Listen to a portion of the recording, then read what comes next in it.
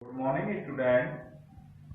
इससे पहले टर्म पर जो हम बात कर रहे थे वो ये कर रहे थे रिएक्शन बेस्ड एक्टिव मेथड। मैं आपको बताना चाहता हूं, आप कोई भी अल्कोहल ले लें, जैसे CH3, CH2, OH, प्लस में आपने एक्टिव मेथड 2Na लिया। ये मैं पहले ही एक्सप्लेन कर चुका हूं कि 2Na हमने क्यों लिया, क्योंकि कोई भी एंटिटी हम लेते हैं वो एटॉमिक फॉर्म में नहीं लेते, एलिमेंटल फॉर्म में लेते हैं। तो एलिमेंटल फॉर्म में लेने पर जैसा ये इस पार्ट के अंदर जो प्रॉपर्टी चल रही है वो ये चल रही है कि O single bond H breakup होगा, और ये रिएक्शंस हैं आपके इलेक्ट्रोफिलिक रिएक्शंस हैं। तो किस तरीके से, इस पर हम पहले ही चर्चा कर चुके हैं। उस स्थिति में आपका क्या बनेगा, 2CH3 CH2 ONA और प्लस में H2 आपकी बाहर। इसका मतलब है जब H2 आपकी इवॉल्व हुई तो अब हमारा टॉपिक आगे बढ़ता है, यानी किसी भी एलिमेंट, किसी भी कंपाउंड से हाइड्रोजन का निकलना उसकी एसिडिक नेचर को रिप्रेजेंट करता है। इसका मतलब ये हुआ कि ये अल्कोहल एसिडिक नेचर है। अल्कोहल की जो नेचर है वो एसिडिक है। अब पीने वाले तो कहते हैं एसिडिक नहीं है क्योंकि खट्टा नहीं लगता, क्योंकि अभी तक जो आप पढ़ते चले आ रहे हो आप ये कहते चले आ रहे हो एसिड सॉर इन टेस्ट, यानी टेस्ट में खट्टे होते हैं। लेकिन ये कॉन्सेप्ट बहुत ही सीमित है, आपकी बहुत ही कम जगह पर है, छोटे स्टैंडर्ड के लिए है। एसिड बेस कॉन्सेप्ट इससे बहुत बड़ी है आपकी। तो टेस्ट में अल्कोहल खट्टा नहीं होता, लेकिन फिर भी ये एसिडिक इन नेचर है। क्यों? कि वे सारे कंपाउंड जो एक्टिव मेटल से रिएक्ट करके हाइड्रोजन देते हैं वे सभी एसिडिक इन नेचर होते हैं। तो those are the compound which provide H2 in react with active metals are acidic in nature। तो उस हिसाब से अल्कोहल आपका एसिडिक इन नेचर होना चाहिए। इससे हम एसिडिक नेचर को डिटेल में लेंगे। तो मान करके चलें आपका हम एक्सप्रेशन दे रहे हैं भाई किस तरीके से है। सपोज करें आपका ROH, ये अल्कोहल है और इसकी नेचर मानी आपने एसिडिक। अब सवाल इस बात का है कि इस कॉन्सेप्ट को, इस एसिडिक नेचर को किस कॉन्सेप्ट के आधार पर आप एक्सप्लेन करना चाहते हो। तो हम अल्कोहल की नेचर जो एसिडिक नेचर है एक्सप्रेशन दे रहे हैं on the basis of Bronsted-Lowry concept।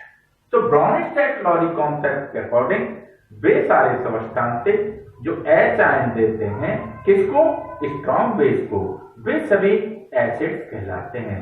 तो those are the compound who provide proton or H on one positive to strong base are called acid on the basis of Bronsted-Lowry concept।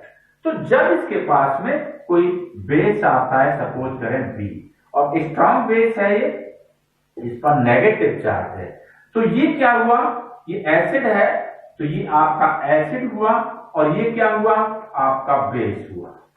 इस base ने इस पे से hydrogen को अपनी तरफ में अट्रैक्ट कर दिया, यानी स्ट्रॉन्ग बेस को अल्कोहल H दे रहा है, तो क्या बनेगा आपका, इट गिव्स। इससे जब H अलग हो जाएगी तो RO ऑन 1 नेगेटिव बना, RO ऑन 1 नेगेटिव। आप इसे ऐसे भी समझ सकते हो, मान करके चलिए H है, ये मोर इलेक्ट्रोनेगेटिव है, तो ये पेयर इलेक्ट्रॉन को अपनी तरफ में क्या कर लेगा, अट्रैक्ट कर लेगा। तो उस कंडीशन में ये H इस बेस को स्ट्रॉन्ग को दे देगा। तो RO प्लस में आपका B सिंगल बॉन्ड H बना। अकॉर्डिंग द Bronsted-Lowry कॉन्सेप्ट, यानी एसिड है वो आपका क्या, कंजुगेट बेस बनाएगा। तो ये बना आपका कंजुगेट बेस, कंजुगेट बेस बना, और ये इससे बेस से बना है, ये कंजुगेट एसिड बनेगा, कंजुगेट एसिड। इसका मतलब है कि अल्कोहल ब्रोमीस्टेट लॉरी कॉन्सेप्ट के अकॉर्डिंग आपका कैसा होना चाहिए, एसिडिक इन नेचर होना चाहिए। अब हम ये देखते हैं कि अल्कोहल और वाटर में कौन मोर एसिडिक है। आप जरूर सोच रहे होंगे ऐसा कि नई नई बात ला रहा है मास्टर ढूंढ करके। अल्कोहल और वाटर में कौन ज्यादा एसिडिक है, हम इस बात पर विचार कर रहे हैं। वाटर आप यूज करते हो, मान करके चलिए, अल्कोहल तो आप यूज नहीं करते, हालांकि अल्कोहल बहुत सारी चीजों के अंदर पाया जाता है, बट आपको मान के चलिए कप सिरप है, डाइजेन सिरप है, सभी में अल्कोहल पाया जाता है, तो वो बेटर वो उस टेस्ट में आपका सॉल्व होता ही नहीं है, तो आप उस कॉन्सेप्ट के आधार पर तो नहीं ले सकते हो। आपने इस आधार पर लिया तो ये आपका पता चले कि इस तरीके से, क्योंकि ये आप स्ट्रॉन्ग बेस को हाइड्रोजन दे देता है, तो एसिडिक नेचर हुआ। अब हमें कंपेयर ये करना है कि who has more acidic, water और अल्कोहल। आइए हम बात करते हैं। तो अल्कोहल से जो हमारा बना था, वो अल्कोहल से हमारा बना ये बना, जो कि कंजुगेट बेस है। कंजुगेट बेस है, इस कंजुगेट बेस को आप वाटर के पास ले जाइए। ये वाटर है आपका, इसके पास में आप किसे ले गए, कंजुगेट बेस को ले गए, तो R-O-1 नेगेटिव। अब क्या होता है कि ये जो कंजुगेटेड बेस है, यानी एल्कोक्साइड जो आयन बना, कि एल्कोक्साइड आयन वाटर से हाइड्रोजन को अपनी तरफ में अट्रैक्ट कर लेता है, तो बन क्या जाता है, जरा ध्यान देना। तो देखिए बन जाता है आपका ROH प्लस में OH, ये आपका।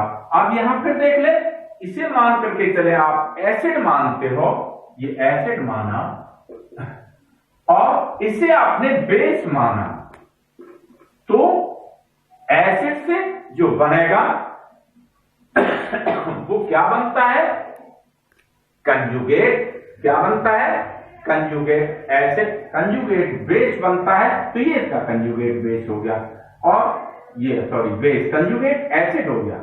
ये आपका क्या है, बेस है, तो ये बना आपका कंजुगेट एसिड। क्या बना, कंजुगेट एसिड। और एसिड से जो बना वो आपका क्या होगा, कंजुगेट बेस, कंजुगेट बेस बना। इस तरीके से अब सवाल इस बात का है कि अच्छे से इस कॉन्सेप्ट पे कंफ्यूज हो जाते हैं और कहते हैं क्या करा रहे हैं जी। हाँ, अब आप कैसे बताओगे कि भाई वाटर ज्यादा एसिडिक है या फिर आपका अल्कोहल ज्यादा एसिडिक है।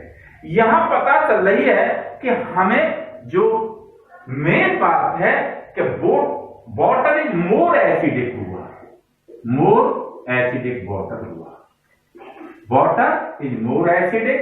और आपका यहां क्यों हुआ, अब इस बात को आपने समझना है कि वाटर मोर एसिडिक क्यों है, इसका रीजन क्या रहा।